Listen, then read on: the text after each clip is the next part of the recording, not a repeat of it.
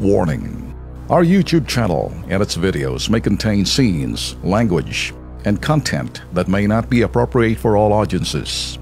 These videos include surveillance footage, undercover pursuit of suspects, actual police and rescue operations, and fearless confrontations. If you do not approve of the content, please do not watch our videos. If you wish to continue, we strongly advise that you proceed with caution. Viewers' discretion is advised.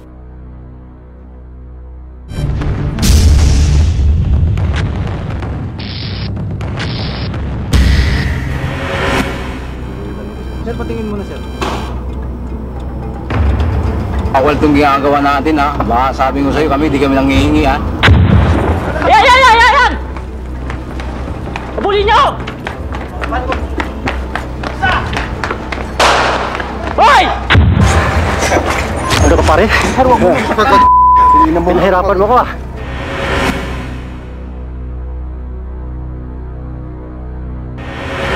Tres ng Oktubre, nagtungo sa Bitag Action Center si Leopoldo, driver ng isang engineer. Gara palang umano ang pangungoto ng 3 MAPSA sa kanto ng Finlandia at Edison sa Makati City. Sa palagay ko, racket yung ginagawa nila kasi kung inaano man nila yung trabaho nila, dapat doon pa lang sa bungad nung sinasabi nilang one-way, sir, is nandun na sila nakaabang, tapos nandun nga bali sa mataas yung vertical clearance niya, kaya hindi mo talaga mapapansin na one-way yan, sir. Ang ginawa nito si Bonilla, sir, inalakan ako na para hindi na maabala ako, sir, magbibigay na lang daw ako ng maliit na halaga, makatuloy na kami sa aming biyahe. So, ang ginawa, inutusan niya ako na umikot na lang ako at bigyan niya ako ng yung jacket ng license, yung lagayan ng lisensya, sir. Tapos sinabi niya, doon ko na lang daw iipit yung halagang 500. 5 ng Oktubre, agad nagsagawa ng surveillance operation ang Bitag Undercover kasama ang isa sa nagreklamo. Payutan niya yan. Automatic niya papayutan niya yan kasi one-way yan, eh. O mag-uusap sila doon ngayon. Kita mo? Doon na kaagad. Hindi sa makukuha mo doon.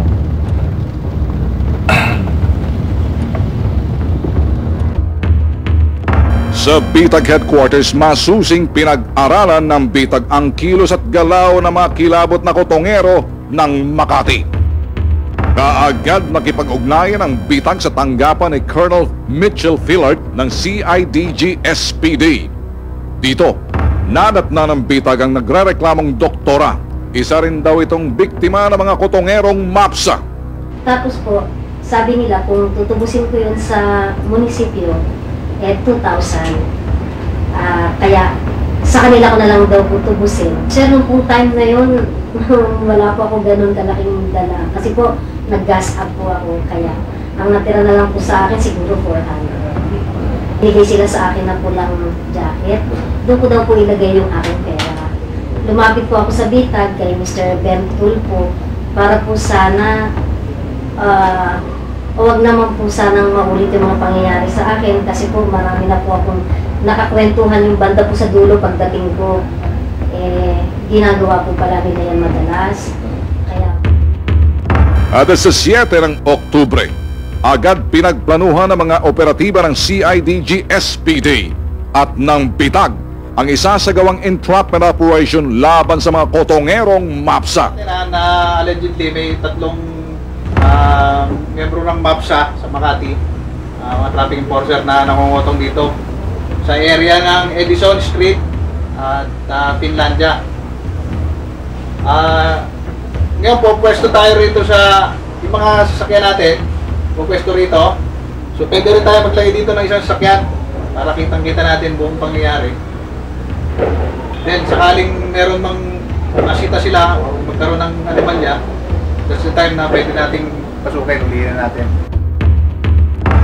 Sa isang supermarket sa Makati, hindi kalayuan sa aming target area, muling nagsagawa ng final briefing ang grupo. Ilagay mo doon, pagkabalik ko resisyon na ito. Alam mo, ganyan, no?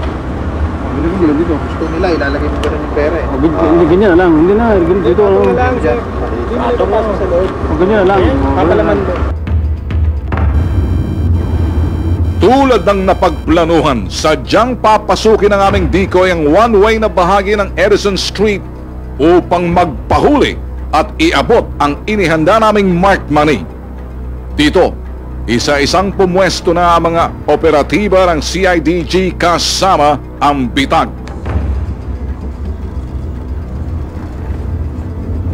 Ba yung sinitag ni Bonilla? Yung sinabi niya, yung van. Si Bonilla nandun sa kabila eh. Sayang. Dapat hindi mo natin tinuloy dahil may isang sinisita. Tuloy-tuloy eh. Sir. Sir, magandang hapon o. Pwede makita kung lisensya mo? Ano sir? One way ba sir? One way nga po, then nakalagay nga doon yung entry. Alam mo sir, pag hinuli ka ng traffic enforcer, may ginawa kang violation.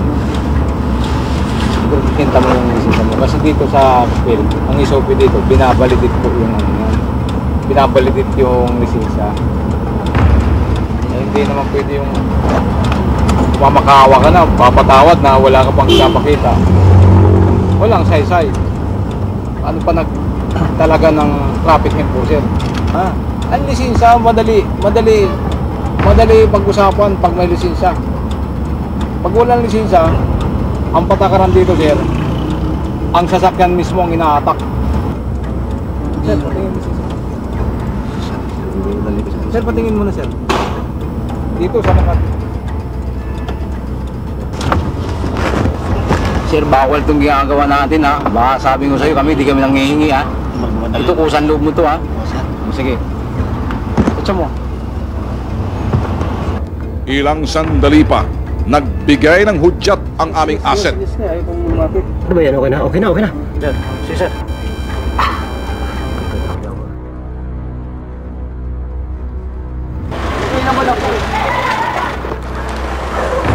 Yung mataba, sir, yung matabang maliit. Hindi naman ako sir, nakita mo. Yung matabang maliit. Ayan! Abulin nyo! Hoy! Sige, tumakbo ka! Sige!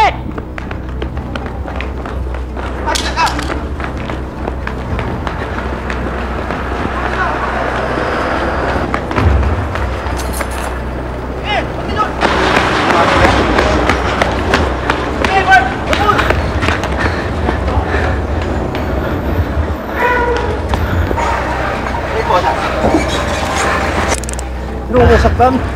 Sige na. Sasaktan siya.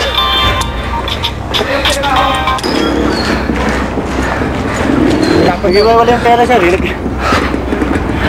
Ba't kung wala kang kasalanan, tatakbo ka? Ha? Sa pagkakataong ito, nakalusot ang aming tunay na target na si Bonilla dahil sa kasamahan nitong si Escalo ang tumanggap ng aming inihandang marked money. Pero pakinggan ang pagmamalaki ni Bonilla sa bitag. Hindi, pangalan ko Bonilla. Kilala niya. Yung kapatid ko, Bonilla ka mo, kilala niya. Kilala niya kapatid ko. Reporter ng Napakagaling talagang maghugas kamay nitong si Bonilla. Pero ang hindi niya alam, ididiin din siya ng mismong kabaro niya. Si Bonilla ang ano dyan, talagang talamak. Pag sinabing talamak, ano ibig sabihin nun? Sumatanggap talaga yung... Notorious. Oo, notorious. Sa Camp Crame, isinailalim sa fluorescent powder test si Escalo. At ang resulta, positibo siya sa pagtanggap ng aming marked money. Nahaharap ngayon sa kasong robbery extortion ng isa sa notorious na kutongerong mapsa na si Escalo. Mensahe ng bitag sa iyo, Bonilla. Nakalusot ka man sa aming patibong ngayon, hindi ka na uubra sa susunod. Itaga mo sa bato dahil nakatutok na ang bitag sa iyo.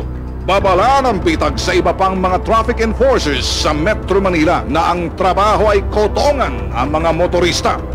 Sige, ipagpatuloy nyo lang. Sino pa ang susunod?